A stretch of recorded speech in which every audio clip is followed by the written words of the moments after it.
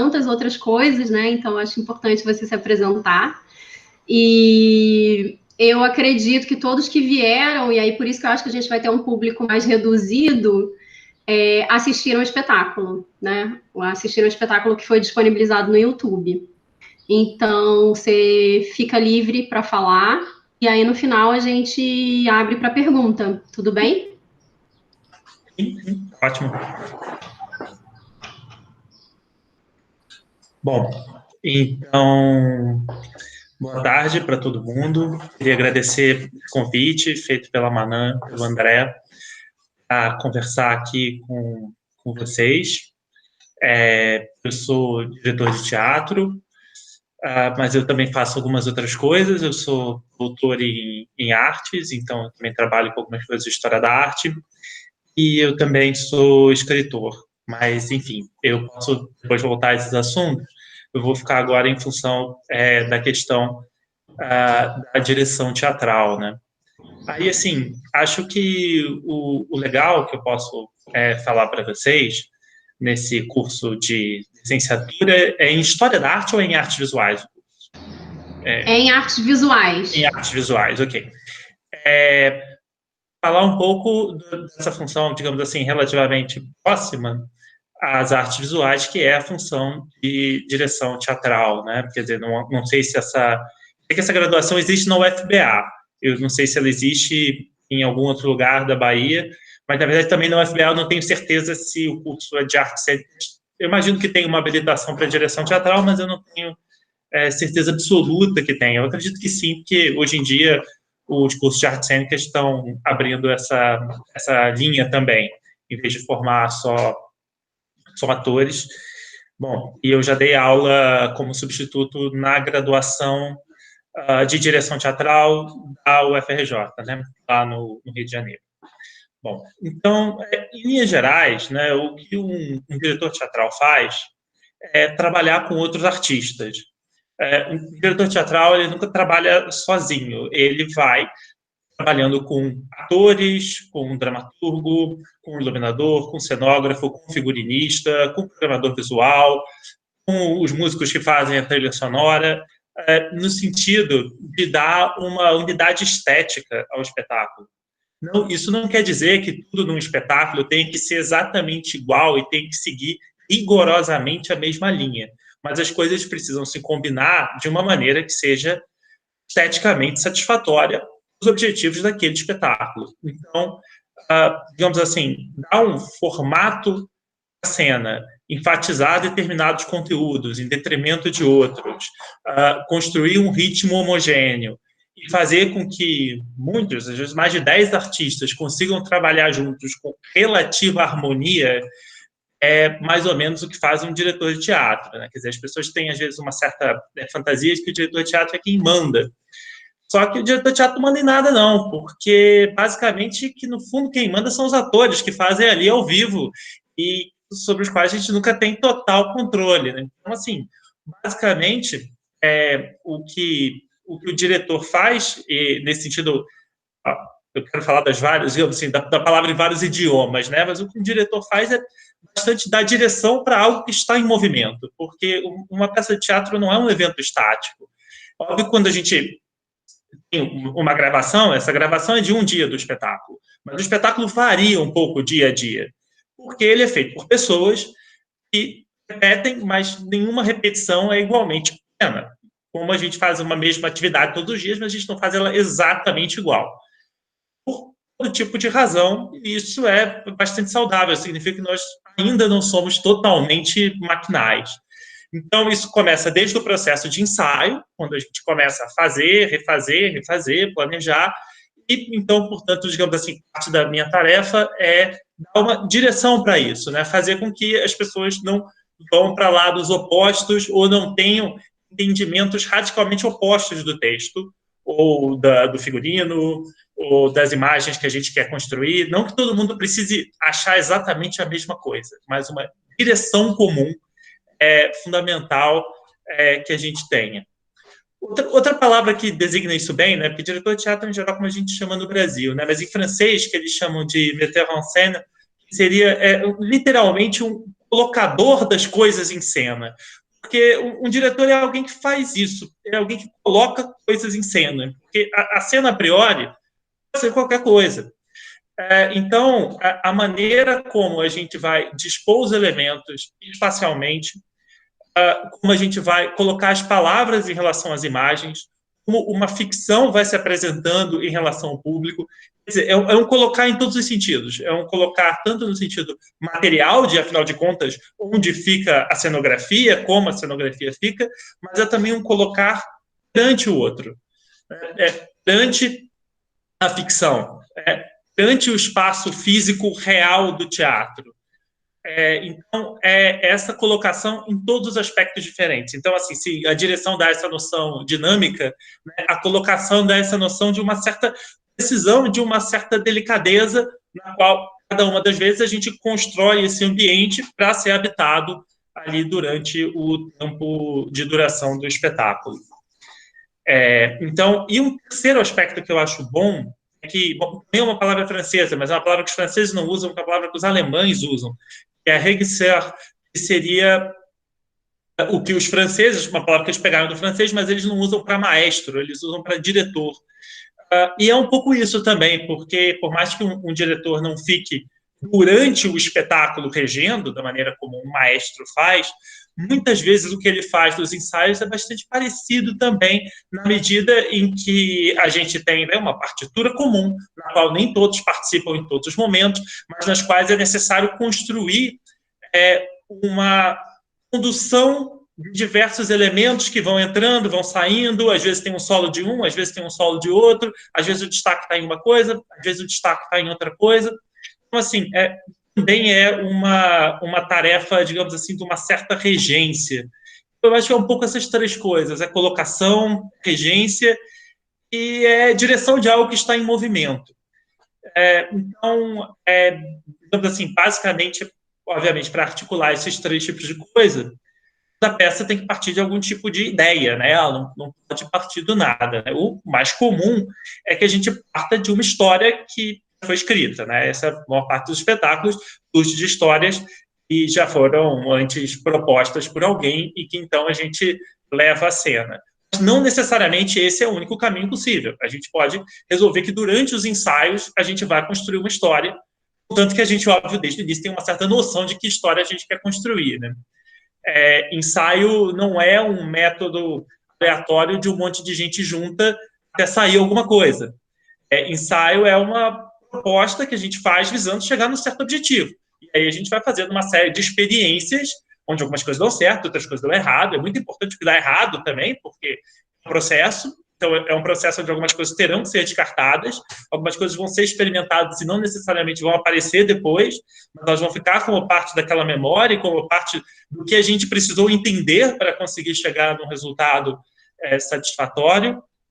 Então, assim, a gente parte de um conjunto de ensaios onde a gente vai fazendo uns certos testes a partir de algumas premissas e aí a gente vai descobrindo também em relação àquilo que a gente originalmente havia planejado, o que a gente vai fazendo também, porque entre um projeto e a sua realização, isso não vale só para teatro, isso vale para qualquer projeto, qualquer coisa, é sempre uma distância, porque quando a gente coloca a mão na massa, a gente percebe que nem sempre o que a gente estava pensando era a melhor ideia, ou era a ideia viável, ou às vezes era a ideia pagável.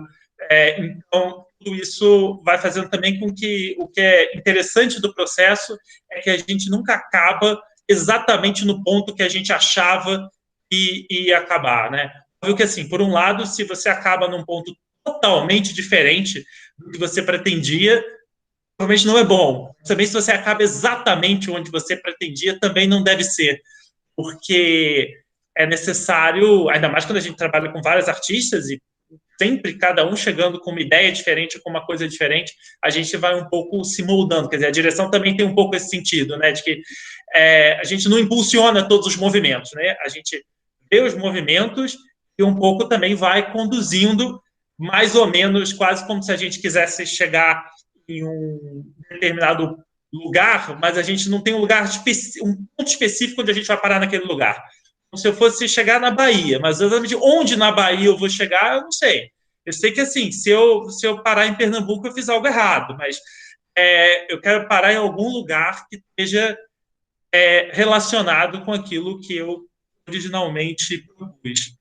Então, digamos assim, falando desse jeito pode parecer que é um trabalho muito abstrato, mas é um trabalho bem material, porque é um trabalho artesanal. A gente faz e refaz e mexe isso e muda um pouquinho aqui, muda um pouquinho ali, não volta. Lembra que a gente tinha feito semana passada, é isso que a gente vai fazer de novo. Não, aquilo está errado. Então, assim, acontece uma série de coisas que a gente só pode descobrir fazendo, porque pensando tudo tem solução muito fácil, mas às vezes fazendo as coisas saem um pouco diferentes.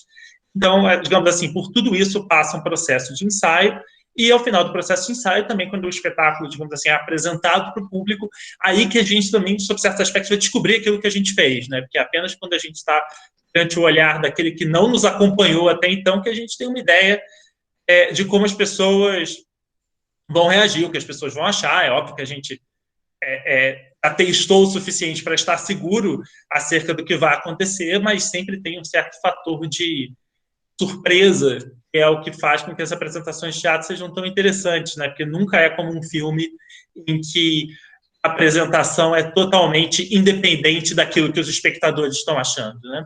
Os atores são sensíveis, eles estão sentindo a reação das pessoas, e isso é uma das coisas que faz com que a apresentação mude um pouco dia a dia.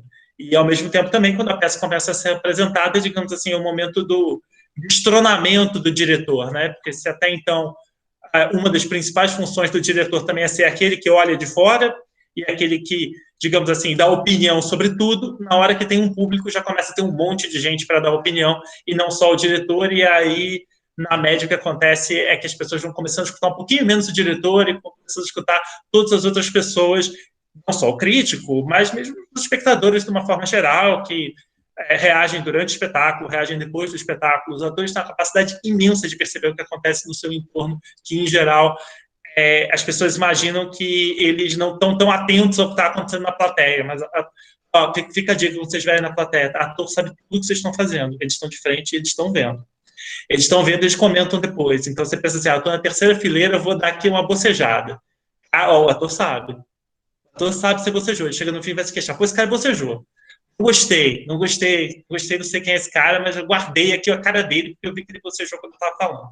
Então, assim, o espetáculo também é muito sensível para o público, e, de alguma maneira, quer dizer, dirigir é chegar ao ponto da estreia com uma obra que parece muito completa, mas é só quando a gente tem o público que a gente sente que a gente chegou a um ponto final, porque é ali que a coisa realmente acontece, né? Quer dizer, então, o diretor, ele nunca aparece diretamente, né? Ele sempre aparece indiretamente e, como eu estou dizendo, o final do trabalho é justamente quando você deixa de ser o olhar alheio, que muitas pessoas possam exercer essa posição. Então, assim, falando assim dessa forma meio genérica, né, do que é a tarefa de dirigir, e assim, materializando um pouco mais, né, em relação a esse espetáculo, né, o Dois Amores e um Bicho, contar um pouco como é que foi, o que aconteceu, porque acho que isso um pouco mostra que, assim, como foi fazer isso na prática, né, porque um pouco cada direção é uma direção e nem todos acontecem exatamente nos mesmos eventos, mas acho que isso pode ser um bom exemplo. Acontece, então, o seguinte, né, a gente fez esse espetáculo em 2014, quando ele estreou no Rio de Janeiro. Eu havia, sei lá, uns 2 anos antes disso, aí provavelmente por volta de 2012, encontrado esse texto, né, acho que uma função interessante e importante para o diretor de teatro, e acho que isso, na verdade, isso eu acho que vale para qualquer pessoa que trabalha com arte, sempre ficar caçando leituras, né, quer dizer, eu estou sempre buscando coisas para ler que possam me interessar e possam me motivar a ir para esse ou para aquele caminho, e esse é um trabalho de pesquisa constante. Mesmo que não seja uma pesquisa definida nos mesmos parâmetros de uma pesquisa acadêmica, ser artista é não deixar de pesquisar, porque sempre que procurar alguma coisa, e no meio dessas buscas, para um lado e para o outro, eu acabei me deparando com esse texto. É um texto venezuelano, isso já de cara chamou minha atenção, porque apesar de a gente estar na América do Sul, a gente tem pouquíssimo contato com o que acontece no universo cultural do nosso entorno, o que é lamentável. Acima de tudo é lamentável, porque é muito difícil encontrar e não devia ser. Não devia ser, até porque, assim, a gente falando de países que muitas vezes vivem em situações muito parecidas com a nossa sobre uma série de aspectos. E acho que às vezes a gente tem muita mania de olhar o que está acontecendo nos Estados Unidos ou na França, e muitas vezes a gente tem dificuldade de perceber o quanto aquelas histórias não dizem muito respeito à nossa sociedade, à nossa sensibilidade, à nossa tradição artística. Então, nesse sentido, eu gosto, na medida do possível, de descobrir textos latino-americanos, depois eu montei um outro texto mexicano, então é uma coisa que eu acho particularmente interessante. E aí, bom, né, tendo se deparado com esse texto, como para fazer uma obra de arte, a gente precisa de uma série de circunstâncias materiais, aí eu guardo uma coisa assim, gostei, quero fazer isso, vou descobrir quando vai ser possível, porque também entre as vontades artísticas e as realizações, né, tem um intervalo aí que é o intervalo da possibilidade da produção, né? A produção não é assim não é exatamente uma tarefa fácil e simples, ainda mais que a gente sabe que conseguir dinheiro para realizar uma obra de arte é difícil, que obviamente está pior agora, mas não é como também se fosse maravilhoso em 2014. Agora parece, né? Quando a gente olha para trás parece que era ótimo, mas não era, não. Mas, enfim, podia piorar e piorou. Mas então, bom, essa ideia existia, e aí, num determinado momento, conversando com o meu sócio na produtora, a gente chegou à conclusão de que, dentre outras ideias, porque essa não era a única, essa era que a melhor se adequava naquele momento, uma série de circunstâncias de produção, da estrutura da peça, do que nós conseguiríamos fazer, do que nós não conseguiríamos, porque, como dizendo, também é uma coisa muito artesanal, então a gente precisa entender que naquele momento a gente dispõe da capacidade material de fazer aquilo. Não adianta eu, de repente, sonhar que semana que vem eu vou dirigir uma ópera, porque eu não tenho condição de fazer isso. Então, assim, também é legal começar um projeto quando a gente sabe que o projeto é possível, mesmo que seja difícil. Uma coisa é difícil, outra coisa é impossível e, infelizmente, às vezes né? Então, todo mundo com uma série de ideias guardadas na cartola para, quem sabe, aí alternativas futuras que possam vir a aparecer. Mas aí, bom, surgiu, né, esse momento em que foi possível montar esse espetáculo, e aí, de início, eu queria juntar duas ideias muito fortes quando eu li esse texto, que era, eu gostaria muito que essa peça fosse feita no teatro a gente chama de um formato de arena, né, que é basicamente um formato ou circular ou quadrado, como ali no nosso caso quadrado, né, onde os espectadores podem assistir a peça de qualquer posição, né? A gente sabe que o normal é a peça que a gente chama de pop italiano, né, que é os espectadores todos de um lado olhando de frente um espetáculo. Esse é o formato mais habitual, é inclusive o formato que a maior parte dos teatros possuem, mas existe esse outro formato de arena, que é um formato muito mais antigo, porque ele é um formato que remete ao teatro grego, não era exatamente uma arena integral, mas era uma semi-arena, e também havia a possibilidade de ver de mais de um ângulo possível.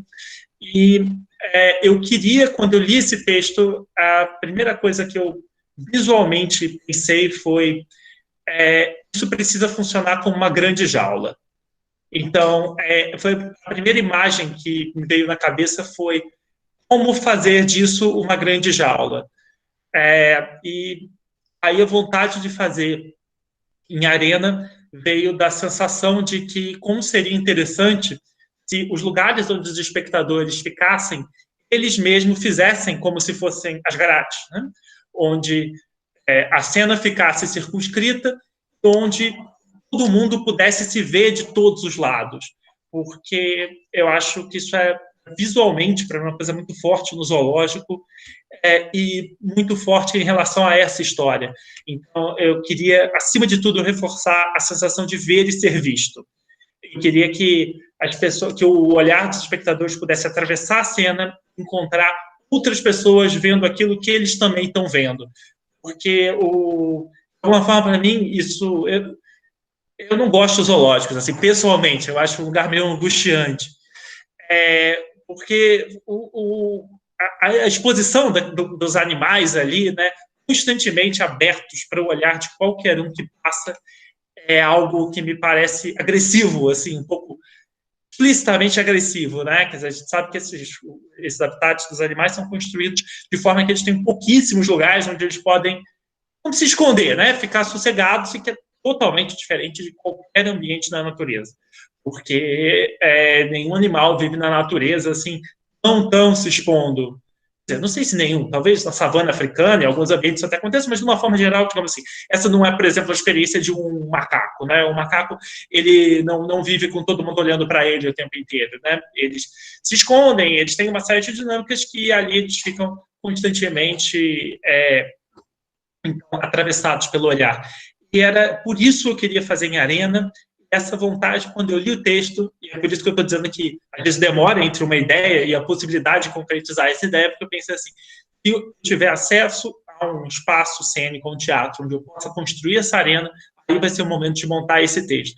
Porque esse texto é para um espaço assim. Outros textos eu não gostaria de fazer no mesmo lugar, mas esse texto e esse lugar, para mim, tinham uma conexão que era particularmente forte, uma coisa intensificava a outra. Porque, particularmente, os textos que eu gosto de dirigir são textos que eu leio e que eu penso, eu quero realmente fazer uma coisa em relação a isso. Eu quero fazer uma proposta que seja visualmente forte e que dê um sentido específico a esse texto.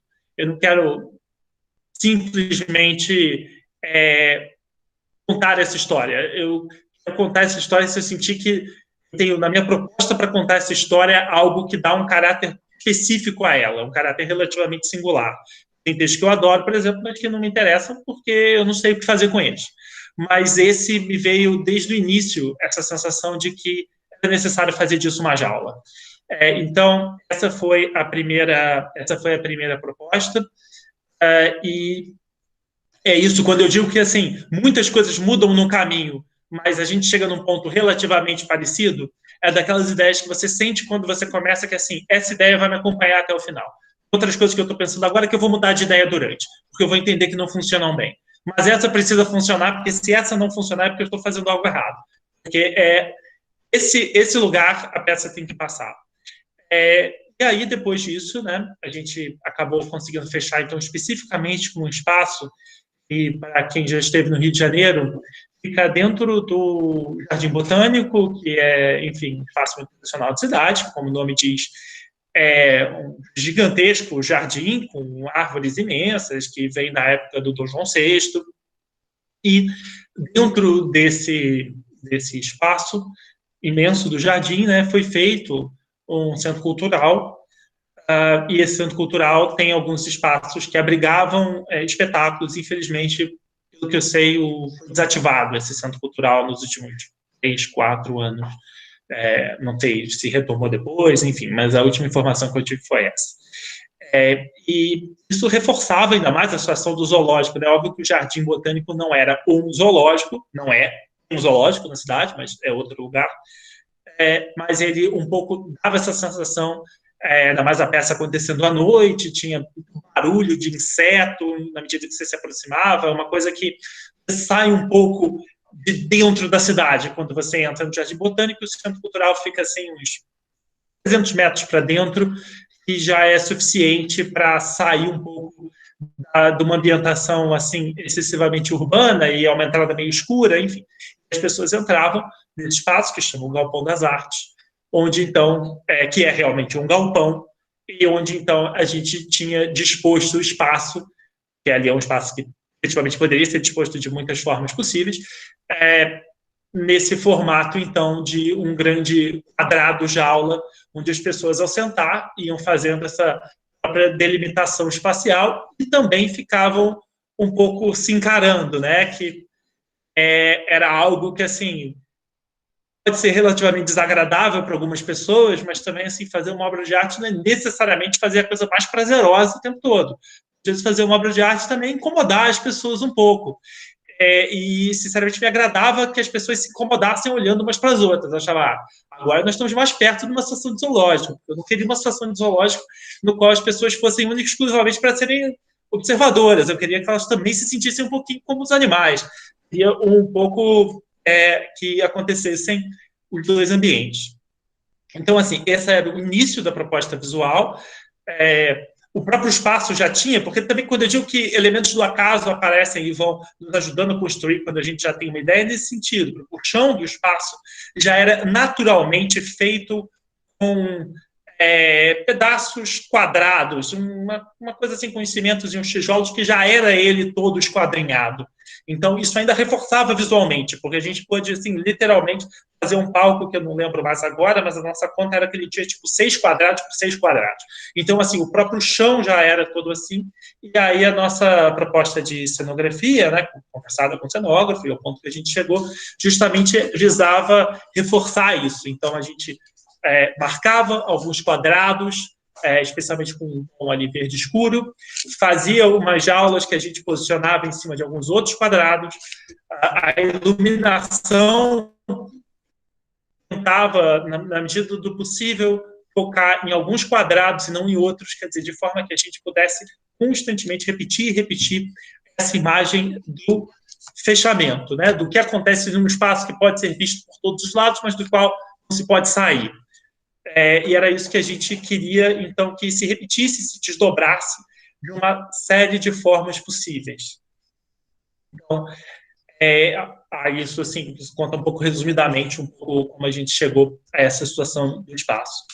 Paralelamente, eu conversei com o elenco e propus a eles de que, assim, bom, a gente vai fazer os ensaios um pouco como qualquer peça, repetindo, construindo as cenas, né, cada um construindo a sua personagem, mas a gente também tem que ir ao zoológico da cidade e ver o zoológico da cidade pensando no espetáculo, né? Porque o zoológico é um lugar que, pelo menos no Rio de Janeiro, assim, é quase uma parada obrigatória de excursão escolar, mas é uma coisa que talvez quem tenha filhos vá, visite outras vezes, mas pelo menos eu não tinha voltado ao espaço, assim, ficava uns 20 anos, pelo menos, que eu não tinha ido ao zoológico, né? E aí, quando eu queria ir com todo mundo, eu queria que a gente fosse ver os bichos, mas sob essa perspectiva, né? Pensando o que era ali estar enjaulado, né? O que era aquilo em relação à história. Então, a gente fez esse, digamos, ensaio, passeio pelo zoológico, e também foi uma coisa importante para os atores, que a gente trouxe uma série de informações.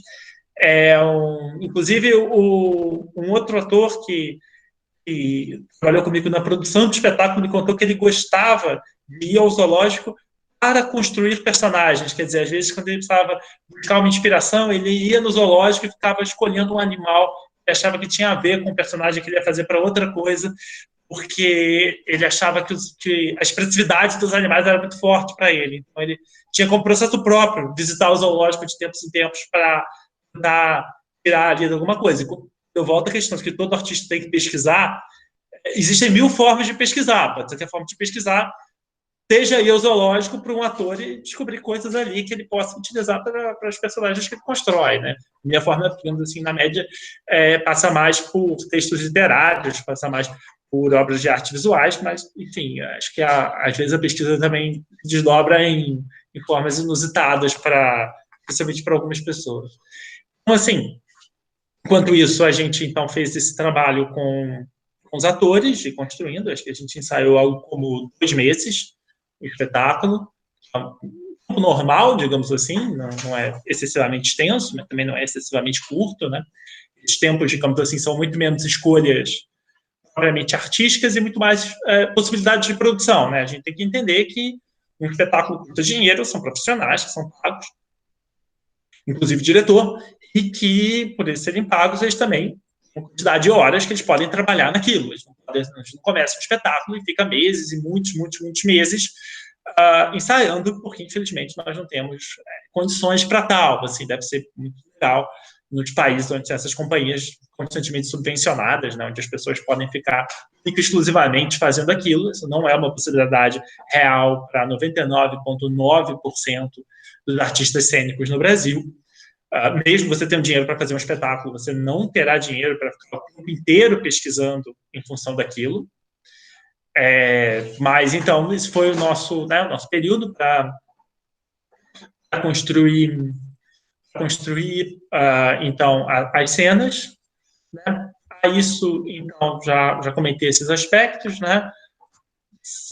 se juntou, então, uma trilha ali que a gente compôs, né, com ruídos de animais, porque, enfim, né, quando a gente começa a pensar o zoológico, a gente vai começando a juntar várias sensações diferentes do zoológico, né, e tentando amarrá-las em torno dessa mesma história.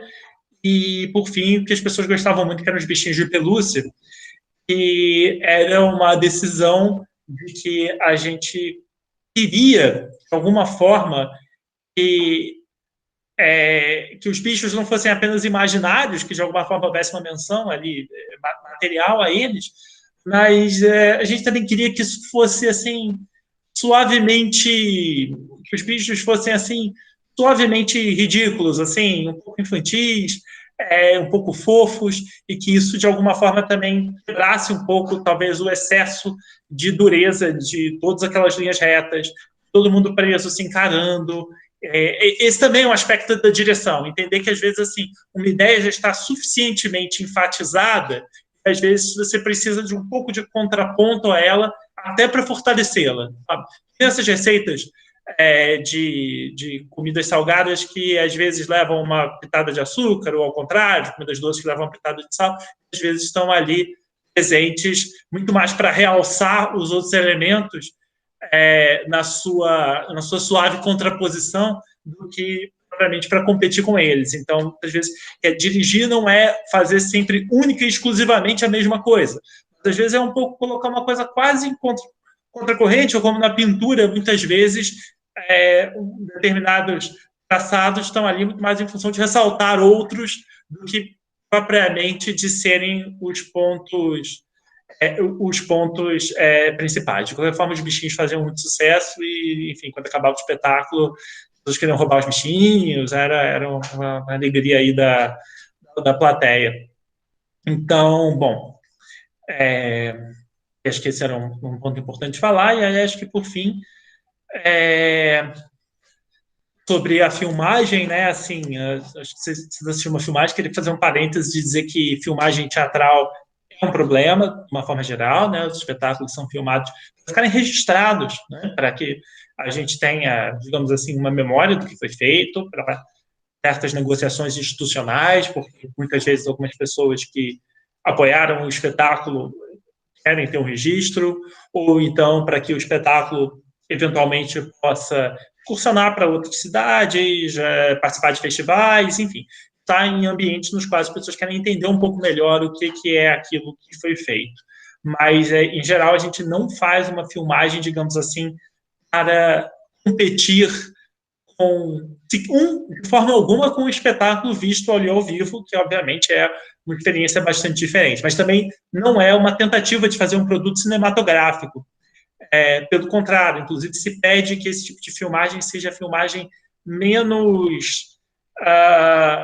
com menos recursos próprios possíveis, sem edição, sem movimentos de câmera, enfim, sem coisas que possam um pouco alterar a experiência do espetáculo, né? Isso é uma coisa muito importante porque, justamente, como a gente manda para outros lugares, a coisa é vista por outros produtores, e a gente precisa, então, asseverar aquilo ali como um registro fiel do que aconteceu, e não que, de alguma forma, a gente estaria um pouco, digamos assim, trapaceando, às vezes com uma edição que poderia fingir que não havia algo muito complicado em cena, que um lugar poderia não aceitar. Então, tem uma série de razões pelas quais não se deve editar esse tipo de material, que eu entendo até que são razões que, em geral, tornam ele um pouco menos legal de ver do que um produto audiovisual que seja feito para isso, né? Quer dizer, a gente não fez espetáculo para o YouTube, né? Ele acabou no YouTube, porque acho que esse é o nosso destino também, né? Nós também vamos acabar, vamos continuar no YouTube. E, enfim, mas, por outro lado, tem esse aspecto muito legal, né? Da gente conseguir, mesmo que não na versão original, que o espetáculo tenha uma forma de sobrevivência, de existência, né? Que não é aquele da experiência cênica propriamente, mas que um pouco dialoga com ela. Acho que, de uma forma geral, o teatro ainda está descobrindo esses seus modos de filmagem. Não falo só desse espetáculo, ou particularmente só das coisas que eu fiz junto à minha produtora, mas, enfim, de uma série de outros artistas, né? Isso não é uma coisa que surgiu com a pandemia, isso são experiências que já existiam, mas que, digamos que agora se tornaram, assim, mais urgentes do que nunca, né? Estamos começando a ver a experiência do que é já fazer a peça de teatro pensando no YouTube, né? Que supostamente, né, a peça é pensada para ser feita ali, com todo mundo no mesmo ambiente. Então, isso é uma coisa, assim, que ainda está um pouquinho aberto, né? Então, não dizer que eu não adoro a filmagem, como, na verdade, não adoro nenhuma filmagem, mas acho que ela vale como um registro do que foi, do que foi essa experiência, do que foi essa proposta, e aquilo que se perde também é muito próprio da natureza do teatro, né? Não é próprio da natureza de todas as artes, mas assim como um concerto, assim como uma leitura em voz alta, assim como textos literários em experiências sociais que não passam pela escrita, enfim. Algumas obras de arte e alguns modos são feitos para ter uma certa dimensão de efemeridade. E isso, em alguma instância, também é a experiência do teatro, né? O teatro, ele um pouco é feito para se encerrar também. E por mais que eu adore os museus, e seja um tema que me interessa bastante também, não acredito que o lugar do teatro seja a sua museificação também, nem no museu tradicional e também nem necessariamente nos canais da internet. Mas o fato desse não ser talvez o destino final também não quer dizer que ele tenha de sempre fugir a isso e não possa, de forma alguma, também eventualmente flertar com isso em certas situações. Mas, enfim, isso é um campo de especulações, né? Não há, como em nada em artes, assim, respostas muito certeiras, ainda mais num momento que nem esse, em que tantas e tantas coisas daram. Mas, enfim, como então, retomando no início, só para fechar isso, quer dizer, dirigir, então, é isso, é partir de determinadas propostas artísticas, no caso do texto, que é o mais comum, e também foi esse caso, resolver trilhar determinados caminhos, chegar certamente a alguns pontos e outros pontos um pouco aberto, e vendo o que o processo traz, sugestões que vão aparecer durante, como as coisas vão se dispor da melhor forma, e depois descobrir no encontro com o público aquilo que fica, né? E pelo menos nesse espetáculo em especial foi uma experiência muito interessante para mim, né? Porque como diretor também assisto o espetáculo do lado de fora, mas em todas as outras peças, né, feitas frontalmente, eu não tenho experiência, ao contrário dos atores, eu não tenho experiência de ver o público, né, porque eu estou na mesma posição do público, então estou só vendo a nuca das pessoas. E o espetáculo me permitia ali, não que eu ficasse sentado no meio do público, eu, em geral fico junto com o técnico de luz, mais atrás, né, afastado, mas que eu podia também ver um pouco dos espectadores, e acho que isso foi uma experiência muito interessante para mim, porque era uma coisa que é um pouco editada, que eu vejo um pouco proibida, porque na medida em que a peça acontece de frente, eu também não posso estar do mesmo lado da peça se não fosse uma situação de arena. Então, quer dizer que isso também foi uma coisa muito significativa para esse trabalho. Eu recomendaria a qualquer um que quer fazer teatro e não deixe experimentar em determinado momento esse formato, porque ele é muito intenso, embora ele cada vez seja menos, como eu posso dizer, menos habitual para a gente que estão habituados à tela, à experiência da tela e da frontalidade, e cada vez mais temos dificuldade de imaginar que existem outros modelos diferentes que não seja necessariamente ver o que está perante mim, mas poder encontrar esses outros tipos de experiência. Isso, por exemplo, é uma coisa que a internet, pelo menos até hoje, não é capaz de nos proporcionar. Sei lá, talvez tenha algumas dessas coisas de realidade virtual nova que surge por aí, mas acho que, enquanto, pelo menos, assim, para mim, nunca passei por isso. Então, recomendo. E, enfim, acho que, em linhas gerais, assim, falando sobre o espetáculo, um pouco sobre o que me parece o sentido geral de dirigir, isso. Acho que, não sei se vocês querem levantar aí alguma questão.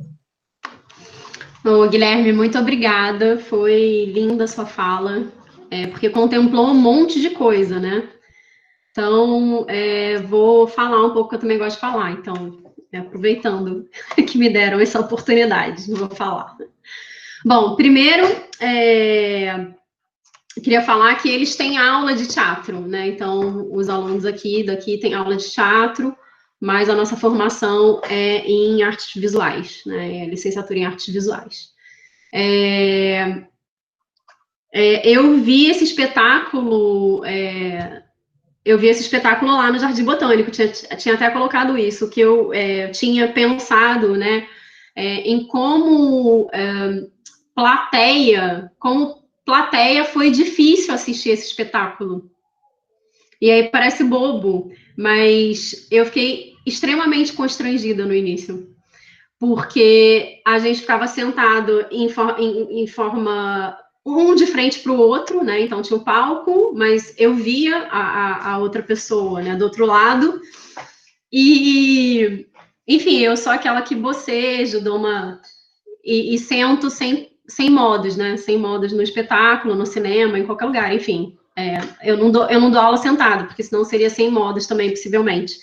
E aí eu me senti muito constrangida com a outra pessoa me olhando, porque antes de começar o espetáculo, você fica olhando, na verdade, para o público, né? Você olha e num cinema, no teatro, né? Assim, no teatro, sei lá, no teatro italiano clássico, você, assim, olha para o outro, mas você olha meio de lado, de banda, né? Você não fica encarando efetivamente a outra pessoa. E aí eu lembro que eu estava com uma amiga e as duas, assim, ficamos muito constrangidas. E a impressão que eu tive, que quando você falou, eu escolhi, né? Porque a minha questão estava essa questão da frontalidade, né? Porque porque eles andam pelo espaço e você fica na dúvida também em quem você vai acompanhar, né? Então, tem um ator que ele vai ligando, né, as relações em determinadas cenas, mas, querendo ou não, o público, ele também né, eu também acompanho o público quando eu estou assistindo. Então, isso também, né, de certa maneira, me incomodava. Eles estavam me vendo, eu estava vendo eles, e, ao mesmo tempo, também acompanhava o cara lá que estava, sei lá, comendo qualquer coisa, um chiclete, entende? Do outro lado. Então, isso foi interessante, assim, quando você disse, eu queria que parecesse uma jaula, agora eu entendo, porque para mim pareceu mesmo, né? Eu fiquei muito constrangida o espetáculo inteiro, não é que no fim do espetáculo eu esqueci que o cara estava olhando para minha cara de frente, não, ele continua, né? A figura que estava na minha frente continuava olhando para minha cara, né? E eu desconhecia essa pessoa que fazia para mim parte do espetáculo, né? Então, esse foi um ponto que eu achei que eu achei interessante. Eu queria dizer também que eu super queria os bichos Parmalat. Eu acho que eu te perguntei até, né, agora quando você falou que ia falar sobre o espetáculo. Eu falei, cadê os bichinhos, né? Aquela que não consegue superar os 5 anos de idade. Então eles eram lindos. E o público ficava muito encantada com os bichinhos e a gente queria todos, assim. Até porque antes de começar, a gente ficava tentando identificar quais eram os bichos, né? Porque tem isso. Então, a gente passou, em vez de ficar olhando para o admirador aqui, como colocou o André da frente, a gente também ficava tentando identificar para não constranger, né, a pessoa da frente, olhando tão fixamente para ela. Enfim, e aí foi maravilhoso. Então, a gente lembrou, né, da Parmalat. O que eu queria, então, que você falasse um pouco mais, é que você disse, na verdade, que o espetáculo, durante tudo, assim, durante, né, a parte que você escolhe o texto, então, assim, no primeiro momento, ele é uma pesquisa. Então, assim, todo o processo do espetáculo, na verdade, é uma grande pesquisa, que foi isso que você disse aqui, né? Você disse, eu li o texto e falei, eu li o texto e falei, eu quero... Você disse, eu quero fazer esse texto, né? Depois você começou a dizer, antes, na verdade, você tinha dito, quando a gente faz o espetáculo, a gente testa várias coisas que não dão certo, e essas coisas que não dão certo são muito importantes. Aí você disse, no final, eu fico... os atores, na verdade, eles sabem tudo que vocês estão falando, fazendo ou não fazendo na plateia. Então, de alguma maneira... no momento, né, do espetáculo, querendo ou não, também é uma espécie de pesquisa para eles, porque eles estão sentindo, né, se a gente está gostando ou não, se a gente está achando engraçado ou não, se a gente está se divertindo ou não, enfim, qualquer coisa desse tipo, né? Ou se a gente ficou chocado, ou se aquilo tocou a gente, enfim. Então, também é uma espécie de pesquisa. E que para você também, quando você diz que você fica o tempo inteiro vendo, né? Então, você de algum lugar que também é afastado, você está ponderando, né, a encenação e o receber desse público, né? E então eu queria que você falasse um pouco como é que não, você já falou como se dá esse processo, mas como é que você entende esse processo como uma coisa única, assim, né? Bem das artes plásticas, né? Assim, bem, né? Fazendo uma pergunta bem subjetiva, assim, das artes plásticas, assim,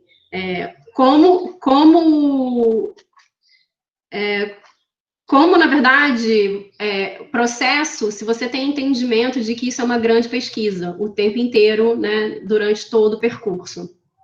E se isso, de alguma forma, no final, claro que isso acrescenta, enfim, não é nem essa questão, mas como você disse, e aí a gente foi para o YouTube. Nesse final, quando você diz que foi para o YouTube, se você acha que no momento que ele vai para o YouTube e que ele ganha essa frontalidade, ele se perde enquanto pesquisa. Enfim, essa é um pouco o que eu queria que você falasse. O professor Rony também tem uma outra questão.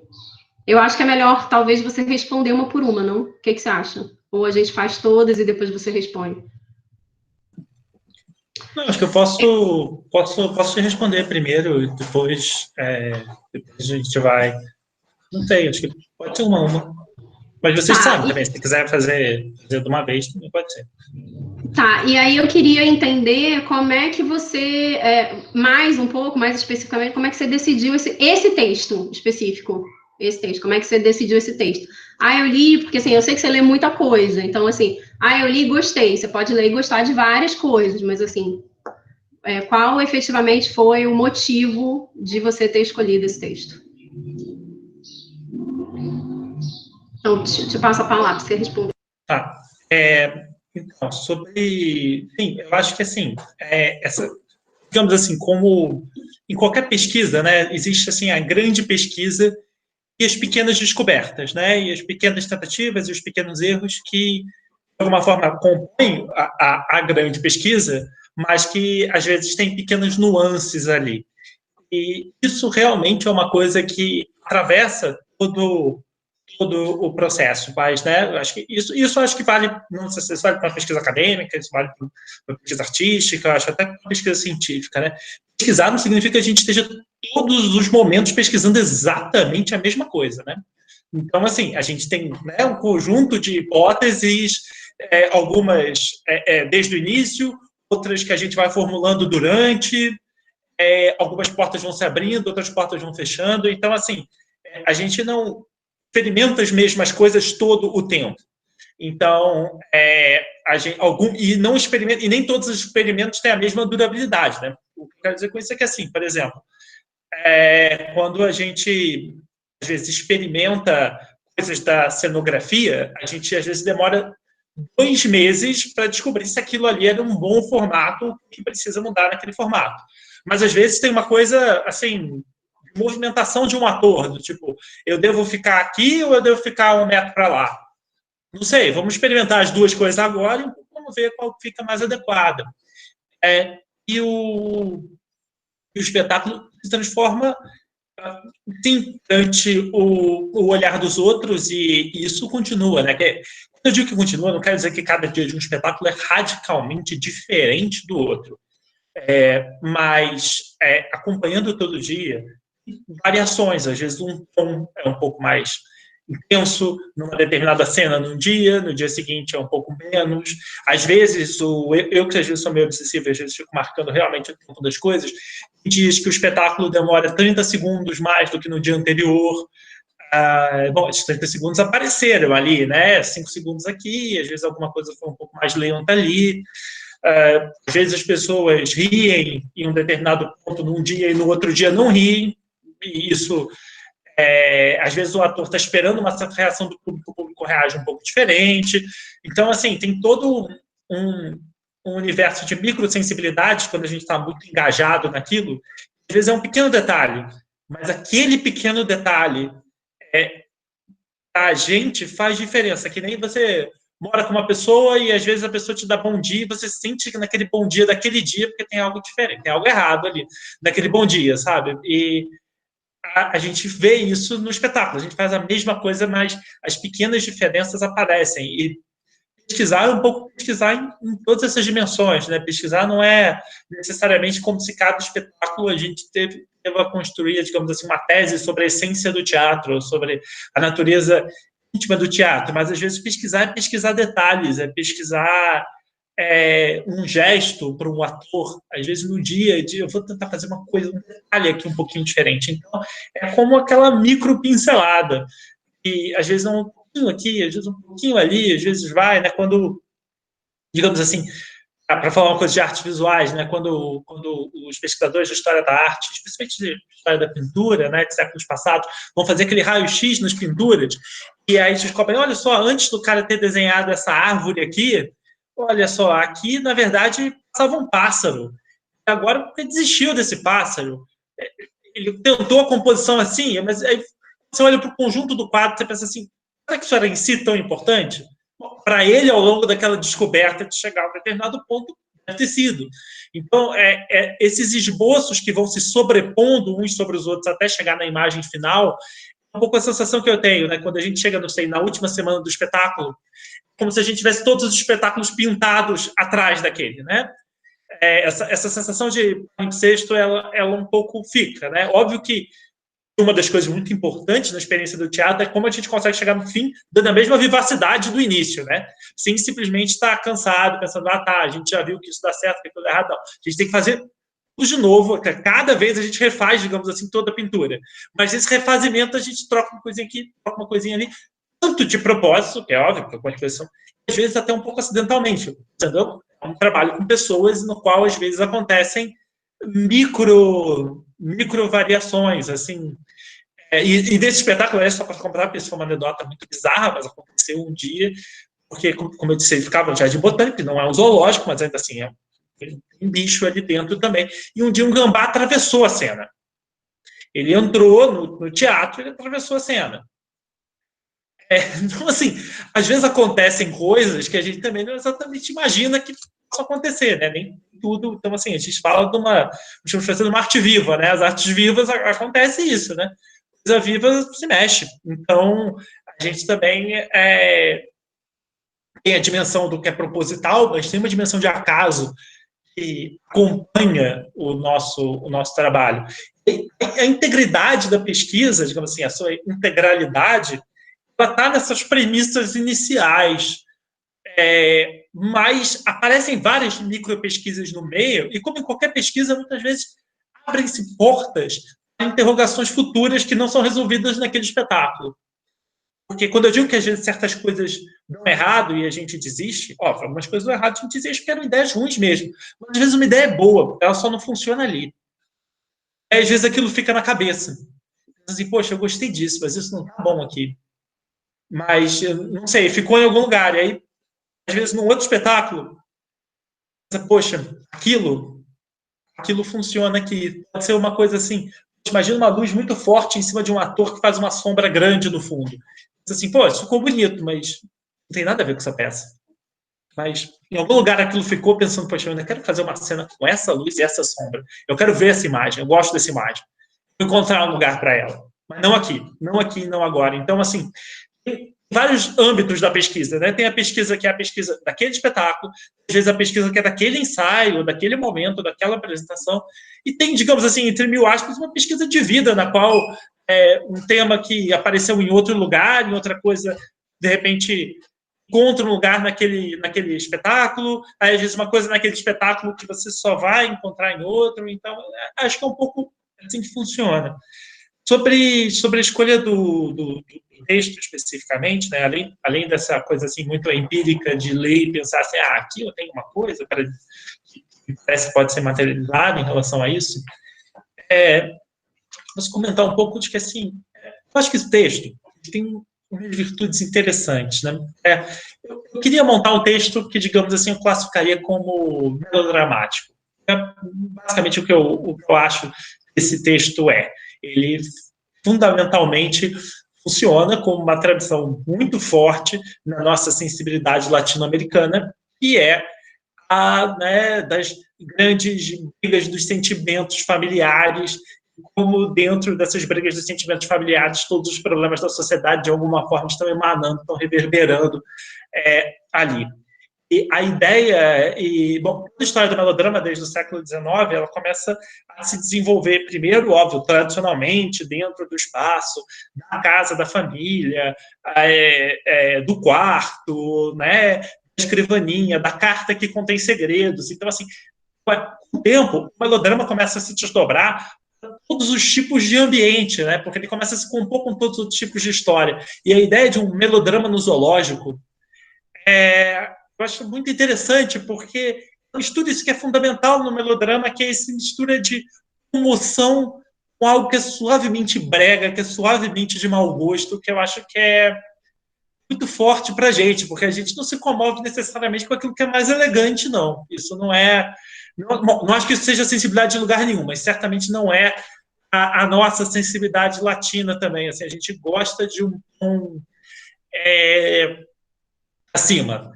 E eu acho que a soma dos temas que haviam nesse espetáculo é o cachorro, é o macaco, é o zoológico, é o veterinário, e é o problema da família, e é o caso de homofobia, e é a violência do interrogatório, e a maneira como tantas coisas diferentes conseguiam atravessar essa mesma história, acho que foi o que me puxou ali. Porque é difícil. Difícil fazer uma peça eu estou falando no sentido do texto escrito, não? É difícil fazer um texto escrito no qual tantas temáticas diferentes consigam atravessá-lo, né? Isso eu acho que é uma coisa que é muito fácil você partir de uma ideia muito específica, tipo assim, eu quero fazer uma crítica a isso. E aí você vai e escreve aquela crítica.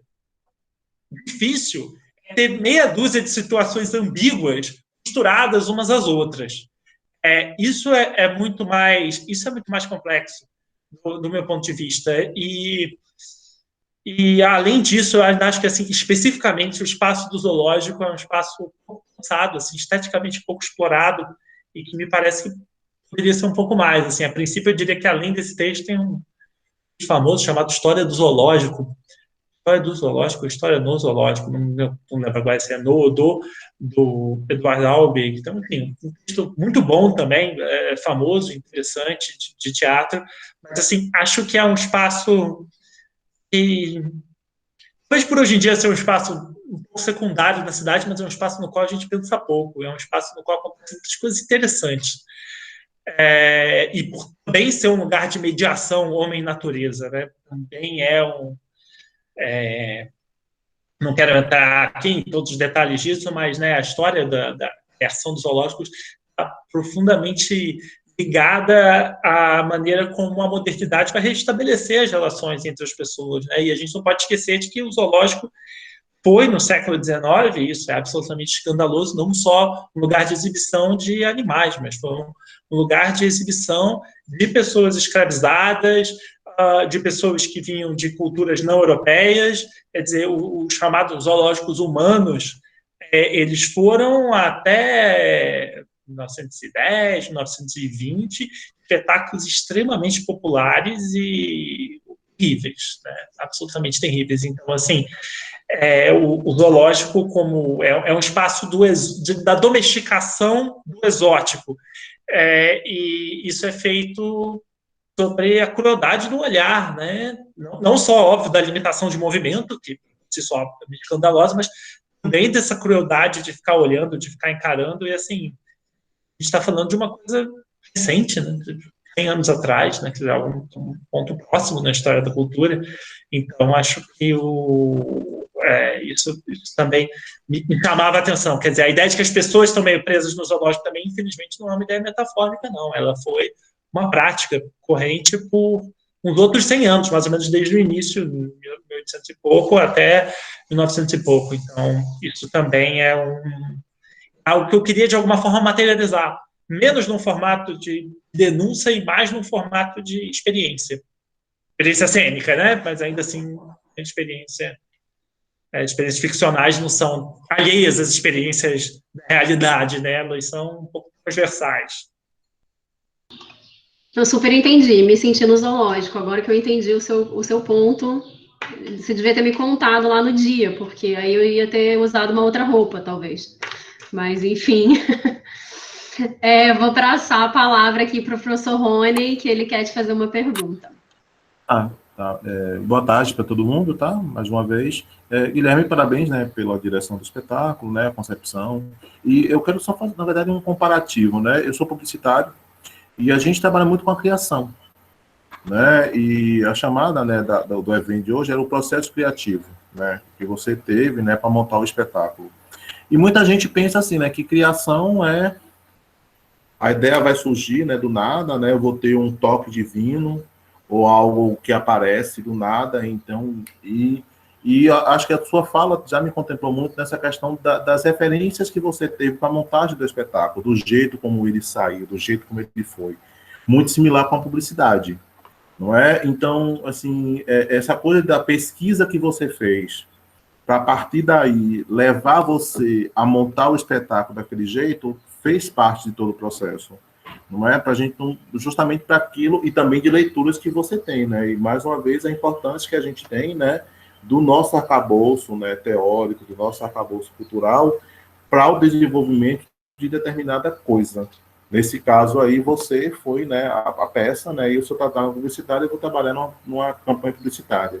Então, você reforça realmente assim, que a criação não é um estalo, que as coisas elas precisam de pesquisa, de estudo, para realmente chegar do jeito que chegou, para aquele público entender a mensagem que você está colocando, entendeu? Então, era essa, só um comentário, né, para colocar, só para que você, se você concorda, né, com essa minha fala, de percepção de que a criação ela não é um estalo, não. Para mim, a criação ela é uma construção de sentido para algo, através de muita pesquisa, e de referencial que eu tenho ao longo da minha vida.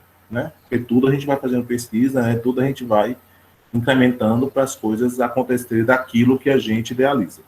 Tá? Obrigado e, mais uma vez, parabenizar pela sua fala.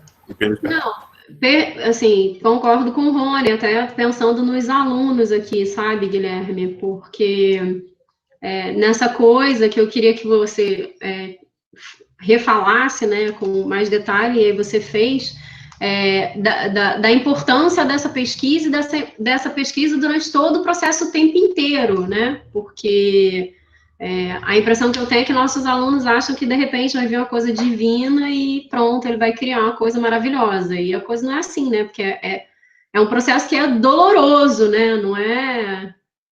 Pois é um processo que é no dia a dia, é no pequeno, né? E é isso, assim, você teve você teve esse contato com o texto, mas, né, conseguir trabalhar esse texto também é outra coisa, né? Uma coisa é você gostar do texto, que ele tem potência, outra coisa é você ir trabalhar esse texto, né? Acho que é um pouco isso que o Rony tá colocando também, até porque a gente está falando das nossas dificuldades, então a gente está usando você para trazer aqui as nossas dificuldades. Eu vou passar. Você quer falar alguma coisa sobre isso? Fale, por favor. Eu queria agradecer as palavras do Rony e acrescentar que, assim, no teatro é muito forte, né, a ideia da improvisação. E, sem dúvida, improvisar é uma coisa importante, mas o que eu sempre insisto muito é que, assim, a gente improvisa a partir de alguma coisa. Não existe improvisação do nada. Você chegar no estágio que você pode improvisar alguma coisa, você já precisa ter um domínio mínimo daquela temática, daquelas formas, daquele. Então, assim, a improvisação ela não cai do céu como uma inspiração. A inspiração, a improvisação, ela pode surtir bons efeitos depois que a gente constrói um vocabulário comum de referências, de algumas experiências. Então, assim, algumas coisas surgem numa improvisação, mas nunca, assim, numa improvisação de cara. Nenhum ensaio, eu imagino que nenhum processo criativo publicitário também, começa, assim, no primeiro dia com improvisa aí, então. Não, peraí, primeiro vamos, né, construir aqui uma base comum, e aí, a partir de uma base comum, eventualmente, fazendo, surge uma coisa diferente e a gente descobre ali. Então, assim, não é que não existam certas coisas intuitivas, ou que às vezes algumas coisas não aparecem, mas elas aparecem depois que a gente construiu esse solo constante.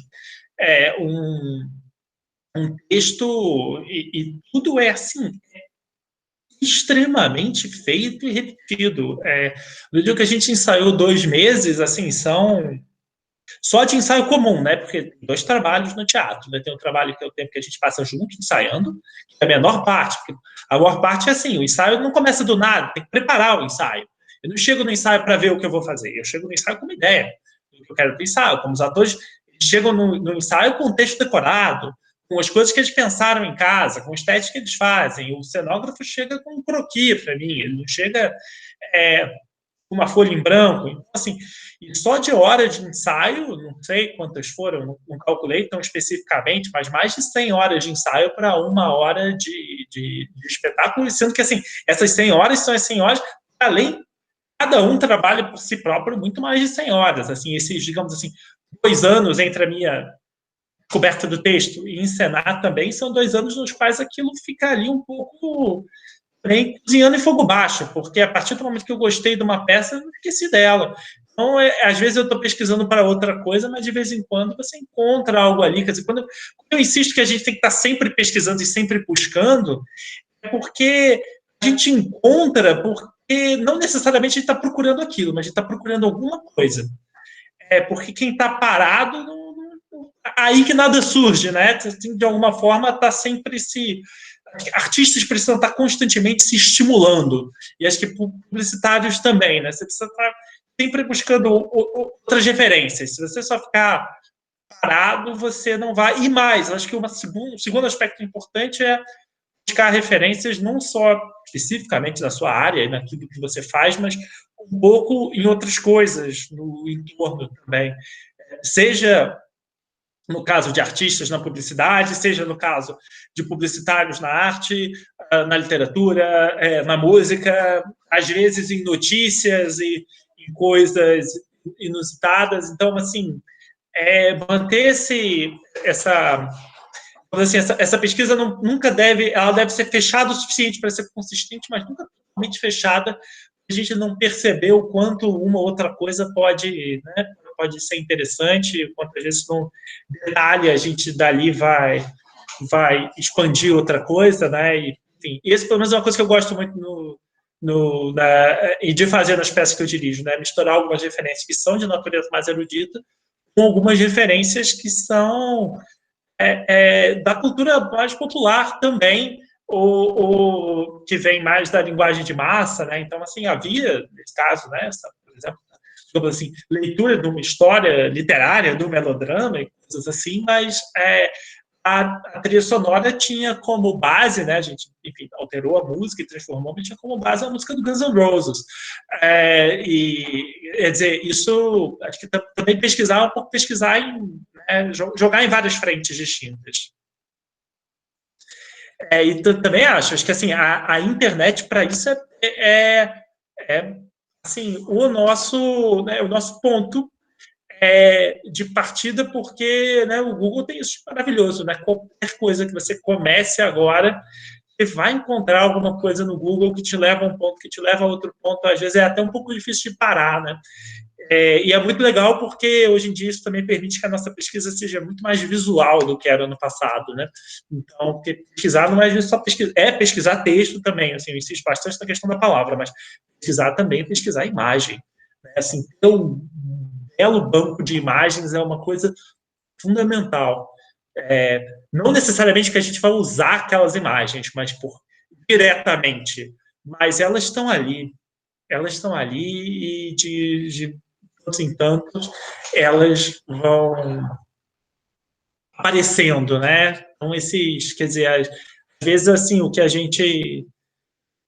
vezes o que a gente entende como inspiração é porque, às vezes, a gente teve uma ideia, a gente não sabe de onde a gente teve aquela ideia. É porque a gente mesmo esqueceu o que a gente pesquisou, às vezes, em certos detalhes para chegar ali. Mas, muitas vezes, eu acho que, às vezes, uma ideia parece nova e quando a gente vai pensando com cuidado, a gente vai vendo que assim, não, mas eu pesquisei isso, eu pesquisei aquilo. Quer dizer, eu cheguei nesse ponto assim tão do nada quanto me pareceu, porque a hora do estalo parece que veio do nada, mas dificilmente é tão do nada assim.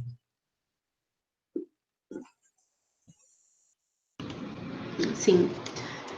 Vou passar a palavra para o Fabrício. Fabrício, está me ouvindo? Você quer fazer a sua pergunta ou você quer que eu faça? Eu posso fazer. Oba, que bom. Então faça. Boa tarde a todas e todos. Boa tarde, Guilherme. Parabéns pelo espetáculo. Eu sou estudante do curso de Artes Visuais e sou ator também pelo curso livre de teatro da UFOB e dos projetos de extensão da universidade. Eu gostei muito do espetáculo, parabéns. E eu queria saber um pouco mais sobre as referências usadas no laboratório, tanto coletivamente quanto para cada personagem isolado, e como foi essa relação de construção ao longo do espetáculo e também pós-estreia, de como isso foi mudando a partir desse laboratório, a partir do que foi se sentindo para a construção desse trabalho.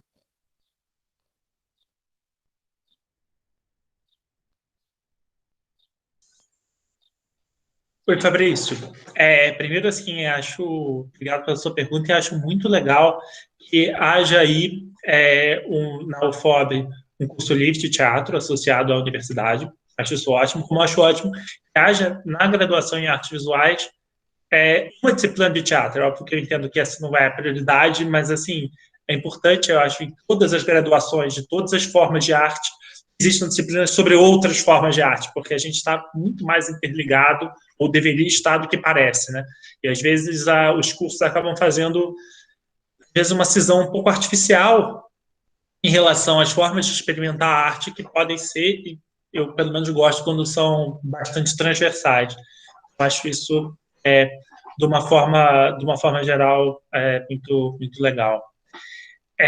Bom, as referências assim, para a construção de cada personagem, né, elas, bom, em primeiro lugar, né, obviamente, elas partem, né, de um entendimento e uma discussão detalhada do texto, né? A gente vai linha a linha, né? O texto ele não é visto apenas como um bloco, né? A gente vai fala a fala, tentando encontrar o tom que nos pareça o mais adequado para aquilo, né? Como eu tinha dito, assim, e da aparência dos animais, as caras que os animais fazem ali, foi uma coisa muito, muito forte para a gente. Porque acho que eu nunca tinha ido, né, como eu estava falando, com esse propósito, né, e o abatimento de alguns animais é um pouco impressionante, né, especialmente naqueles que mais parecem com a gente, né, os macacos, que a gente sente uma depressão ali, né, então, assim, esse era um aspecto que eu queria muito que transpassasse ao longo do espetáculo, né? Eu acho que, de uma forma geral, referências que vêm da história do melodrama também estão aí presentes, nem texto tanto em específico, mas algumas dessas noções dos sentimentos muito aflorados que a gente quis colocar também. Também foi uma referência muito forte, embora isso não apareça em momento nenhum para a plateia, mas era uma coisa muito forte para a gente, o disco dos Secos e Molhados. Aquele, me fugindo do nome, acho que chama Secos e Molhados mesmo, mas enfim, O mais famoso de Secos e Molhados era algo que a gente usava muito, aquela música do Sangue Latino. Aquilo era uma coisa que, assim, eu ficava botando aquilo no último volume, sabe? 1000 vezes. Era uma coisa muito forte para a gente também. Assim, eu, em geral, não... Como nossos períodos de ensaio são, né, como estava dizendo, de 2 meses e coisas assim, eu tento não passar para os atores referências literárias muito compridas, porque é difícil em 2 meses dizer para o ator faz todo esse trabalho e também lê aqui esse romance, porque tem muito a ver com isso, porque também que também dirige também, às vezes, um pouco gerenciar os tempos possíveis, né? E, como eu dizia, infelizmente, né, a gente não pode fazer o nosso trabalho 100% do tempo conforme seria o ideal, por questões de dinheiro. Então, isso faz com que também, às vezes, tem que ser um pouco otimizado. Mas eu pensava muito nessa insistência latina das coisas, nessa coisa assim meio, às vezes, um pouco precária, né? Assim, a cena do interrogatório, né? Ali do que o personagem faz com o pai, que era uma coisa que eu queria um pouco que soasse como esses interrogatórios que não chegam à violência de fato, mas flertam com essa violência o tempo inteiro.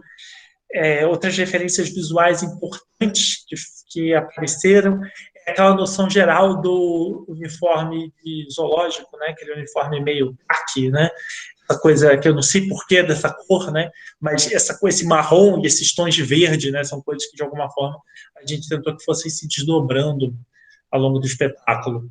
E aí, óbvio, né, tem um trabalho, né, um pouco específico com cada um dos atores, né, até porque, né, é um elenco com vivências desiguais, porque a gente tinha 2 atores muito mais velhos e mais experientes, né, e uma atriz muito mais jovem, né, a gente tinha, não lembro agora, mas os 2 atores que ele, na época da peça, tinha 50 anos, o pai, né, acho que a atriz tinha 40 e poucos, e a menina tinha 18, 19, né? Então, né, quer dizer, óbvio, a gente está falando de pessoas que têm, vamos dizer assim, uma rodagem acumulada diferente, né? E isso também faz com que elas, digamos assim, tenham repertórios próprios mais ou menos longos para serem usados. Isso faz com que também a abordagem de cada ator seja um pouquinho diferente do que é a abordagem com o outro. Enfim, espero ter respondido a sua pergunta.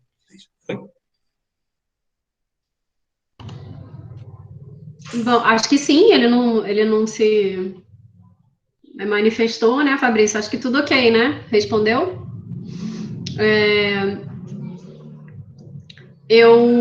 Sim, ele agradeceu aqui. Ele está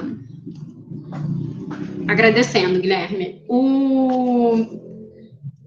A nossa última pergunta do professor. Alguém mais quer fazer pergunta? Acho que ninguém se inscreveu, né? O professor André, mas o professor André, ele acaba de mandar uma mensagem aqui que ele foi pegar o correio dele que acabou de chegar.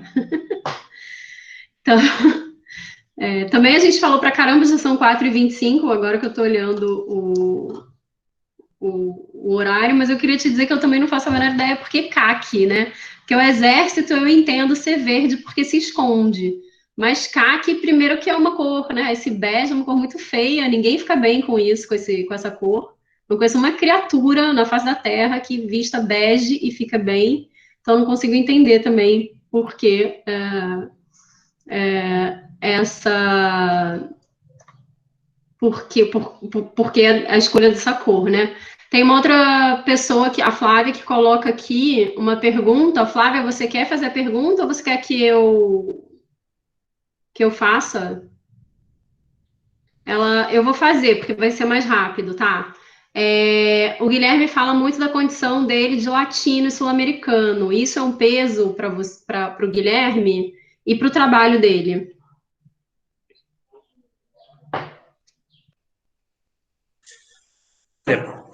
Um peso certamente não é.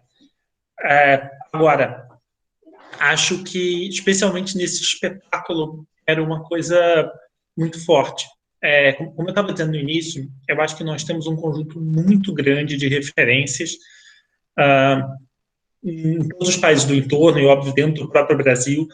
Nós conhecemos muito mal, nós conhecemos muito pouco. Então, literariamente, musicalmente acho até que um pouco menos, mas visualmente bastante também. Então, assim, eu acho que temos muitas e muitas coisas para descobrir nesse âmbito.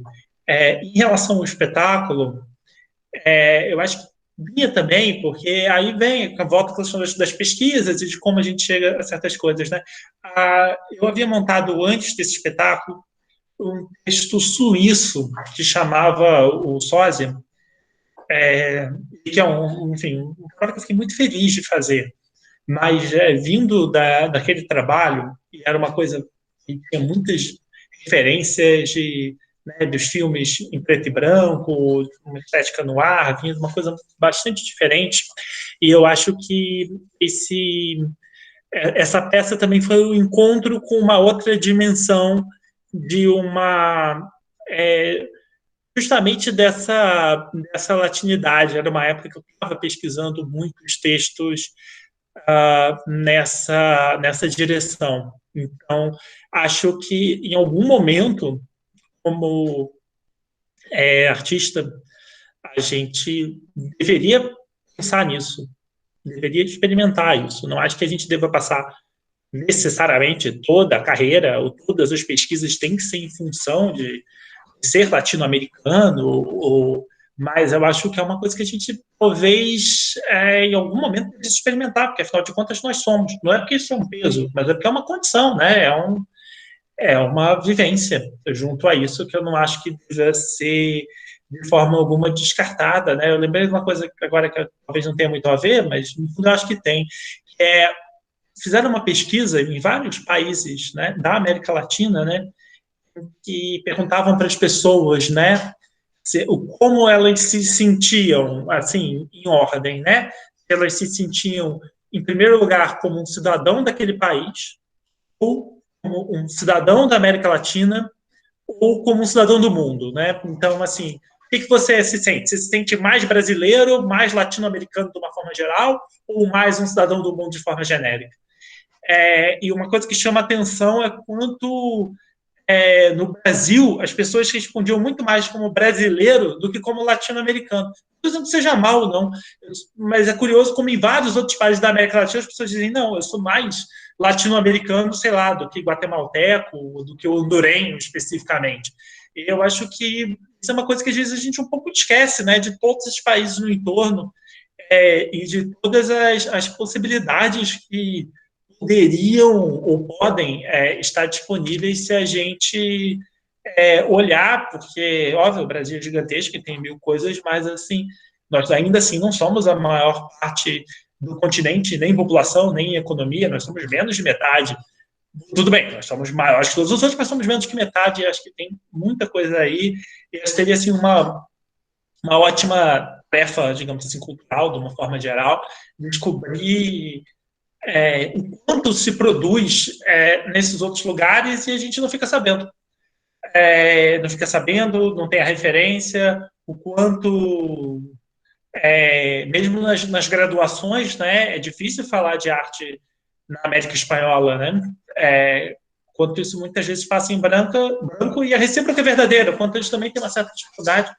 A gente tem uma barreira idiomática que não é tão facilmente transpassável, né? Tanta proximidade e muitas vezes a gente passa isso em branco. Mas isso, para mim, não é uma condição, isso não vem todas as vezes. Eu acho que isso é uma coisa muito forte nesse trabalho e nessa pesquisa. Mas, de vez em quando, reaparece, assim, depende de fases, né? E acho que... Mas é uma condição, sem dúvida, que me parece, assim, particularmente importante. Mas não é uma condição exclusiva e também não sou, assim, um militante da causa que se recusa a experimentar também textos de outros espaços ou de ter outros conjuntos de referências, não. Isso também é algo que um pouco cada pesquisa vai trazer consigo suas nuances, suas localidades. Bacana. Então, agora passo a palavra para o professor André, e aí é a última pergunta, e aí depois da pergunta dele a gente encerra, tudo bem? Oi, Guilherme. Bom, primeiro eu queria comentar a questão da transposição do espetáculo, o celular pitando aqui. A transposição do espetáculo, né, para o vídeo. Quando o Manan fez a proposta, né, mas tem que assistir o espetáculo pelo YouTube, eu fiquei, nossa, deve ser, né, muito difícil, né, porque o teatro tem a coisa do corpo a corpo, né, dessa relação física. Mas, surpreendentemente, né, eu acho que essa transposição funcionou muito bem, eu me senti, inclusive que você falou o fato de não ter cortes, né, não ter edição, eu me senti, de fato, sentado em um ponto daquela arena e pude apreciar, né, com tranquilidade aí o espetáculo. E dado essa impossibilidade, né, de estar no teatro, né, hoje em dia, a distância que eu estava do teatro, porque a gente consome muito cinema, muito vídeo, muita televisão o tempo todo, né? E o teatro, ele está ficando lá, né, num ponto esquecido. Então, eu queria agradecer tanto a Manan quanto a você por essa oportunidade de reativar esse ponto, né, de alguma forma entrar em contato novamente com o teatro, foi muito positivo. Bom, eu tenho duas questões. É uma questão mais prática, né, que eu faço pensando muito nos estudantes, e uma questão muito pessoal minha sobre o texto e o espetáculo, né? A questão mais prática, né, quais são as formas hoje, né, de você, né, uma pessoa do teatro, um ator, um produtor, um diretor, e você quer montar, né, edificar um espetáculo, realizar um espetáculo. Eu queria que você talvez colocasse para a gente um mapa das principais possibilidades hoje de editais, de premiações. Como é que você vê essa cena aí? Se você puder dar um mapa, é claro que nenhum mapa vai ser completo, né? Mas pelo menos as principais possibilidades, na sua opinião, né? Para esse estudante ele ficar atento, né? Olha, existe um caminho aqui que pode servir para mim, né? Essa é uma questão prática que eu acho importante a gente pontuar aqui. E aí entra a minha questão pessoal, né? A minha leitura do espetáculo e do texto, né? Eu acho o texto muito forte, principalmente essa relação com o animal e com o zoológico que você explorou aqui, né? Porque essa coisa de quem está enjaulado, quem não está, né? Quem merece morrer, quem não merece, como você falou, né? De repente, a morte de um macaco nos parece muito mais aflitiva do que a morte de um porco, né? Por que isso, né? Quem estabelece esses parâmetros, esses critérios, né? No caso do cachorro, né? No caso para aquele personagem, o simples ato do cachorro, né? Que ele considera homofóbico, que ele considera um ato, né? Homossexual, homoafetivo, né, que na cabeça do cachorro certamente isso não está dado, isso não está posto, né, é uma invenção humana, né, mas justifica para ele o massacre do cachorro. Agora, o que eu achei interessante é que é um tema, claro, eu, enquanto gay, né, eu poderia estar, né, totalmente... ser totalmente possuído por um ódio daquele personagem, mas eu acho que a virtude do texto, para mim, né, é que ele me traz uma nuances daquele personagem, falando do pai, de família, né, que, né, não me deixam sentir esse ódio, né, que me conduzem ali para a lógica dele, e em alguns momentos eu sinto até compaixão, como na hora do interrogatório. E aí eu queria saber de você, se isso, né, isso estava ali no texto, se isso, o quanto de Guilherme também, né, de diretor e da própria equipe, né, como você falou, um trabalho coletivo, né, o quanto vocês realçaram isso, se isso estava lá já como uma potência, ou se também faz parte de um processo de leitura de vocês, e se a minha interpretação, de repente, confere com a de vocês, né? Porque eu acho que o texto, ele tem essa virtude, né? De que ele joga aponta o holofote, né? Para todos os personagens e suas idiosincrasias ali, né? Então, a gente, de uma certa forma, né, a gente compreende a lógica, ainda que a gente, né, não compartilhe dela. Eu acho que isso é uma virtude do texto. Eu queria saber como é que vocês veem isso.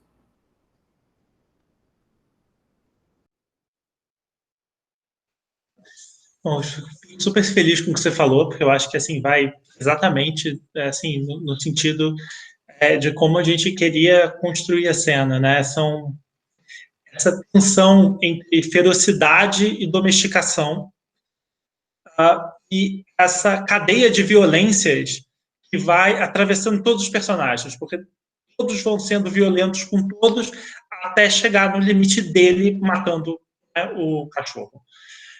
E o quanto essa violência homofóbica ela não está sozinha numa sociedade, ela é atravessada e atravessa várias outras, né? Quer dizer, nunca é só uma causa, nunca existe só uma vítima, sempre existem várias vítimas de várias dimensões, existem várias causas. Então, acho que o texto tem essa capacidade de, numa ficção, conseguir fazer uma radiografia de várias pontes de violência que se atravessam. E o quanto, óbvio que isso não justifica, e não é, obviamente, a intenção do texto, né, justificar nenhum tipo de violência, mas mostrar que os violentos também sofrem violências. Eles também, e é muito difícil romper essas cadeias. É muito difícil romper essas cadeias porque muitas vezes as pessoas estão dos dois lados, né? Muitas vezes é o cara que apanha da polícia, chega em casa e bate na mulher. E é muito difícil, se a gente não consegue reduzir de um lado, esperar que a gente vá conseguir reduzir do outro.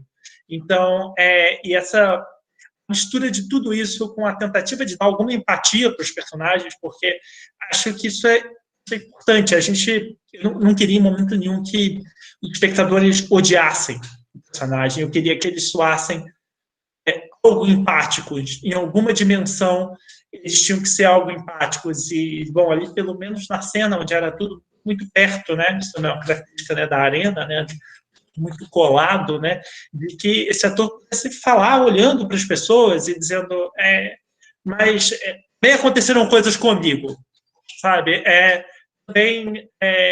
também eu sofri, e não que isso desculpasse, mas de alguma forma pudesse haver uma coisa legal desse quadrado, é que, de alguma forma, você senta num ponto, né? Mas tem sempre, no mínimo, 4 pontos de vista nessa arena, né?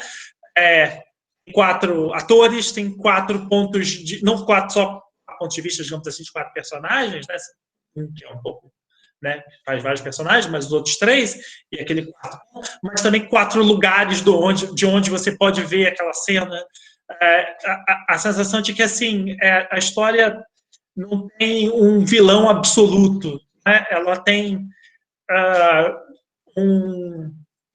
violências diferentes em patamares diferentes, mas que não há ninguém que seja também totalmente inocente naquilo. Eu acho que é isso que num texto que, digamos assim, vem de uma herança melodramática, mas e consegue já ser mais sofisticado em achar que assim, só mocinhos e só vilões. E acho que foi um esforço. E é um esforço de tom mesmo. Quando eu digo que às vezes é muito artesanal, é que assim, a gente encontrar até onde deve ir a violência numa cena, quanto ele deve voltar empático na outra. É difícil de encontrar, a gente conversa muito e a gente vai testando, porque às vezes tem que testar também, né? Quer dizer, força aqui, alivia ali, um pouco vendo onde a gente chega num tom que seja impactante e que se sustente ao longo do espetáculo, assim, isso eu fico muito feliz eu escuto que isso dá certo, né? Porque quando eu digo que às vezes algumas coisas a gente tem que saber também dentro da plateia, é porque é sempre também a interrogação do que é a nossa sensibilidade, né? O que é a sensibilidade de quem está vendo, o que é a sensibilidade do ator, e assim, tentar, é uma afinação difícil. É uma afinação difícil, eu fico feliz porque eu acho que a gente chegou num bom resultado, mas não foi de cara, realmente não foi de cara, isso deu trabalho. Deu trabalho e não vejo como não poderia ser diferente, porque a gente está falando de situações complexas. E isso requer, né, uma função também ela complexa e que não... Eu volto àquela questão, não é uma inspiração que surge do nada, né? Tem muita tentativa e erro de tom para cima, para baixo, simpático demais, agressivo demais, muito rápido, muito devagar, né? Muito meloso, muito duro, um pouco encontrando, né? Como fazer essa combinação. E aí, bom, sobre essa questão geral, né, digamos assim, dos modos de financiamento, né? Olha, a gente tem dois grandes, digamos assim, né? Três, vamos lá, né, grandes modos de financiamento de uma forma geral, né? O primeiro deles são as leis de incentivo à cultura, né? Existe uma lei de incentivo à cultura do governo federal, que é a Lei Rouanet, né? Aí, então, atacada de forma totalmente absurda, e que, em geral, existe nos estados um análogo da Lei Rouanet, só que para os impostos estaduais, e em muitas cidades existe também um análogo para os impostos municipais.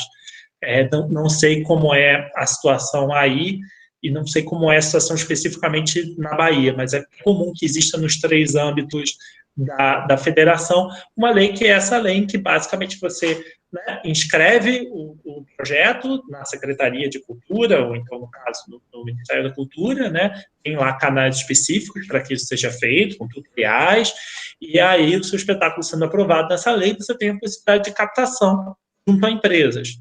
O que é essa captação? Basicamente, a empresa, assim, dizendo aqui, né, tem um edital, né, pelo menos da Secult, que eu imagino que seja estadual, né?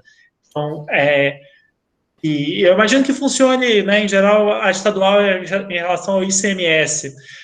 Então, o que acontece né, você tem que buscar, uma vez tendo seu projeto aprovado, você busca empresas, e as empresas, elas dão, né, o dinheiro que está ali orçado para a realização daquele projeto, e, em troca disso, óbvio, as empresas têm as suas logomarcas expostas, enfim, ficam ali como patrocinadoras e elas abatem esses valores de impostos que elas deveriam pagar.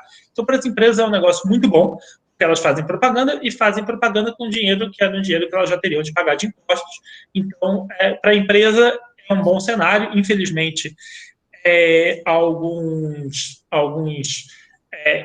empresários ainda são reativos a isso, mas, assim, é um cenário ganhar-ganhar. Todo mundo sai ganhando quando isso é feito, né? Esse é um método importante, fundamental para a cultura do Brasil. Agora, é muito desigual durante o país e muito desigual entre as produções, porque também funciona muito melhor para quanto maior a produção for. E é muito mais difícil para produções de menor porte, mas é algo que, assim, vocês devem ter em vista, não só ver aí especificamente como são as legislações da Bahia e, no caso de Barreiras, ou pressionar para que o município tenha uma legislação disso, porque acho que era importante que essa legislação fosse repetida do ISS, dos municípios, e ver junto, né, as empresas locais, né, quem se explicar isso para as pessoas. Infelizmente, a gente tem uma campanha de difamação dessa lei e que é muito ruim, porque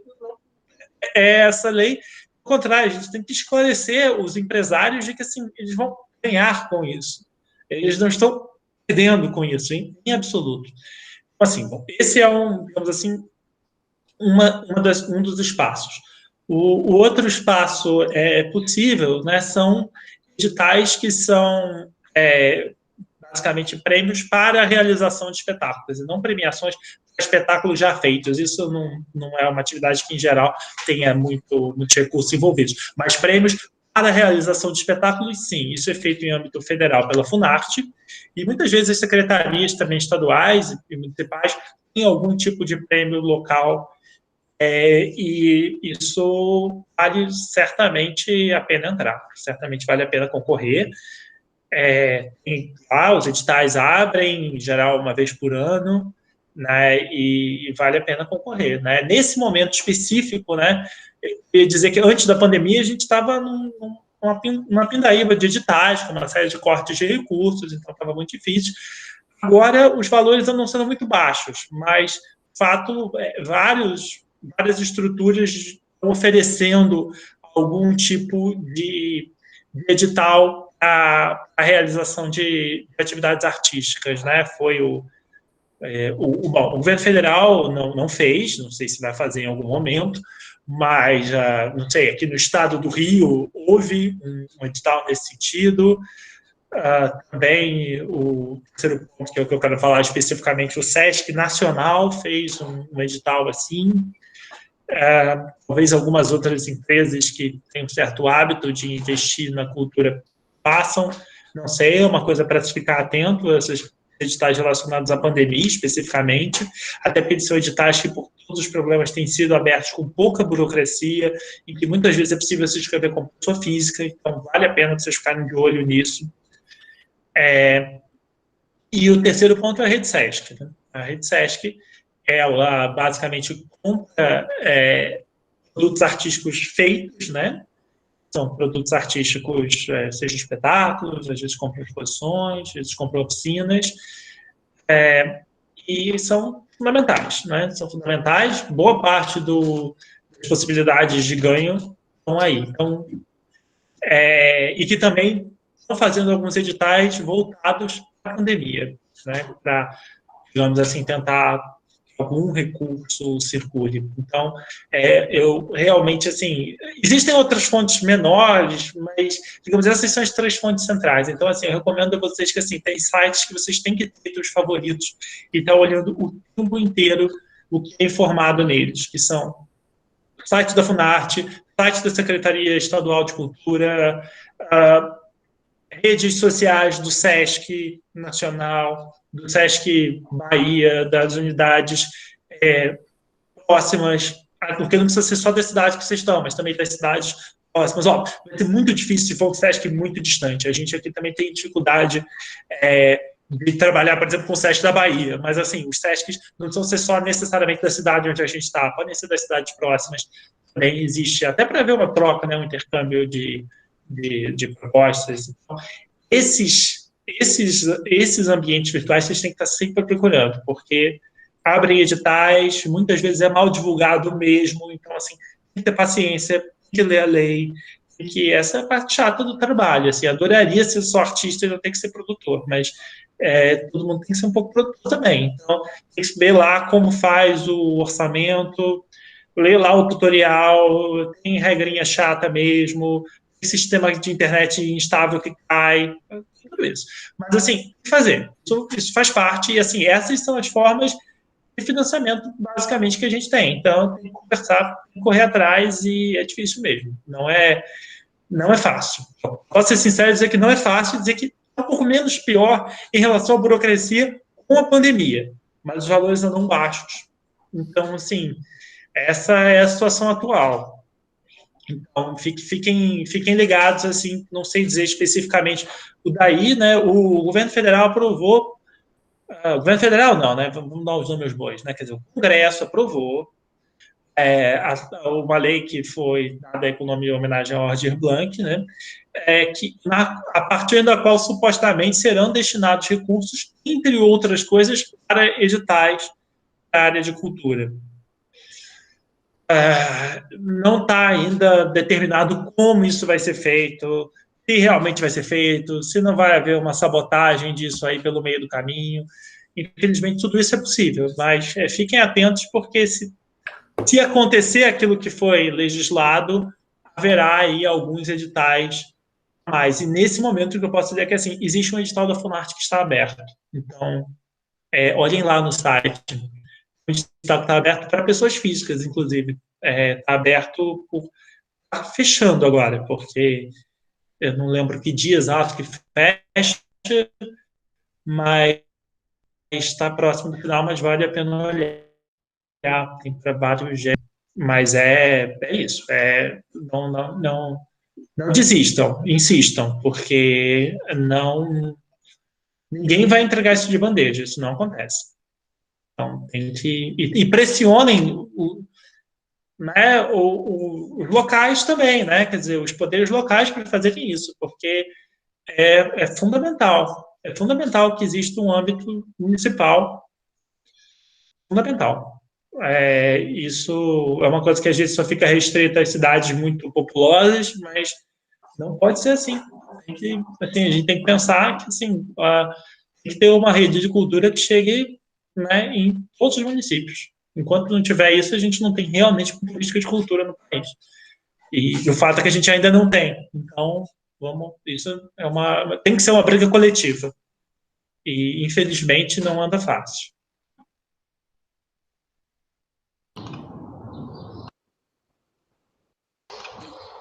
Não, é uma briga que é difícil mesmo. E, enfim, com esse governo aí é praticamente impossível também, né, gente? É complicado. Mas, enfim, Guilherme, foi maravilhoso. Então, primeiro de tudo, queria te agradecer muito, né, a tudo que você falou, acho que foi incrível, né, para os meninos entenderem como é que é todo esse processo. E aí, gostaria de agradecer também aos professores que estão presentes, Isis, Rony, André, né, que estão aqui com a gente. Aos alunos de arte e de comunicação, né, e de publicidade, e também aos meus alunos de Chique Chique, que estão aqui em peso, e que eu estou muito feliz com isso. Então, agradeço muito a presença de vocês. E, mais uma vez, a gente fez uma mesa... Lembrando, semana que vem, né? Tá. Nosso encontro fixo. Olha o merchan. Por favor, mano, semana que vem, né? O nosso encontro... Eu fiquei meio perdido. Não, tá perdido ainda. A mesa eu ainda não defini, mas a gente vai falar de identidade de consumo, né, no encontro da semana que vem, na quarta-feira. Então, mesa da semana que vem é identidade de consumo. Ainda tô perdida, mas vou definir isso agora, pode ficar tranquilo. Tá? Então é isso, Guilherme, muito obrigada. O espetáculo está disponibilizado ainda no YouTube, para quem não pôde assistir e quiser assistir. O espetáculo é muito legal, então acho que vale muito a pena, né? E que foi isso que o professor André falou. Eu acho que também não perde nada. A única coisa que perde é aquilo, né? Que você tem, na verdade, uma pessoa te encarando. Nessa parte você não tem, né? No YouTube, então acho que é favorável, acho que esse ponto é favorável. Na verdade, é uma paquera, né? Que a gente perde aí possibilidades, né? Ah, não, o coroa que estava na minha frente era muito mal-humorado, você não tá entendendo. Não foi nem um pouco agradável. E ele olhava para minha calcinha, eu não podia, entende? Eu tinha que ficar o tempo inteiro de perna cruzada, cara. Ele era meio tarado, então ficou uma coisa meio difícil. Então, para mim. Guilherme não pensou nisso na hora de montar a arena, tá vendo? Não, pois é. Não, eu devia ter falado para coleguinha, você, colega, que é sem modos, por gentileza, vai de calça jeans, entendeu? Se ajuda. Não. E aí foi um pouco isso. Mas, enfim, eu tenho essa capacidade de falar besteira, né? Que bom, como eu sou abençoada. Guilherme, muito obrigada e obrigada a todo mundo. Boa tarde, gente. Obrigado, Guilherme. Bom, gente, eu que agradeço a vocês pelo convite. Quem não assistiu e quiser assistir o espetáculo, tá o link aí. É um prazer, a gente fica muito feliz. Mesmo não estando mais em cartaz com o espetáculo, a gente fica feliz que o espetáculo continue de alguma forma vivo. E, enfim, se alguém quiser entrar em contato aí comigo, depois a Madame passa meu e-mail, ou, enfim, pelo Facebook, por onde vocês quiserem. O e-mail é só tudo junto, é e-mail de guilhermedelgado@gmail.com. E é isso, fazendo aqui um micro jabá rapidíssimo. Mês que vem eu vou publicar um livro de poemas aqui para uma editora do Rio de Janeiro, o segundo livro, chama Habitações de Toda Viagem. Depois eu peço para a Madame fazer aí uma propaganda para vocês. E, né, nessa outra esfera, como eu falei, que eu também escrevo. E eu estou, enfim, assim, já na outra vertente historiador da arte, produzindo justamente num desses editais de pandemia aí para o SESC. Estou fazendo um vídeo que esse realmente não tem nada a ver com o que a gente estava conversando aqui. Aí sim, uma coisa bem europeia sobre as danças da morte medievais, assim, nesses tempos de corona. Então, assim, é um outro assunto. Então, assim, não está ainda disponível. Isso vai ser feito lá na plataforma do SESC. O negócio chama SESC Convida. E aí, enfim, convido depois vocês a entrarem lá e olharem. Não, obviamente não vai ter só esse meu vídeo, tem uma série de outros projetos que foram selecionados. Não sei exatamente quando a plataforma entra no ar, depende do SESC, mas vai ser um prazer se vocês assistirem o material que a gente vai produzir lá sobre as danças da morte. Não, então, você compartilha com a gente quando a plataforma sair, que a gente compartilha com todo mundo. E aí também, se quiser, o espaço está super aberto para você vir falar dos 2 trabalhos. Você pode vir falar quando você quiser. Maravilha. É um prazer. E isso, vamos ver, porque essas datas não dependem de mim, entende? Porque depende das plataformas. Sim. Mas assim que eu souber, assim, que é algo que deve acontecer aí nos próximos 1 ou 2 meses, vamos descobrir. Maravilha. Obrigada, querido. Certo, então, boa tarde. Muito obrigado. Beijos e abraços para todos aí. Boa tarde. Tchau, tchau. Beijo.